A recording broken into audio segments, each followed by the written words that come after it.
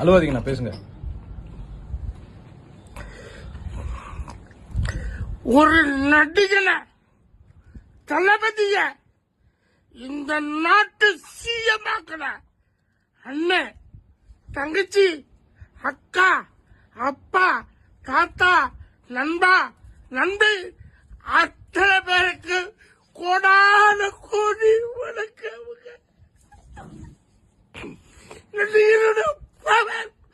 தெரியணும். ஏன்னா 130 படம் நடிச்ச ஒரு நடிகர் நான் ஆடணும். இது இன்று ஆரம்பம். தளபதி, அதான் நம்ம விஜய் மாமா ஜெயிச்சுட்டார்ல, அப்புறம் எதுக்கு அல்றீங்க? இனி ஜெயிச்சது மட்டும்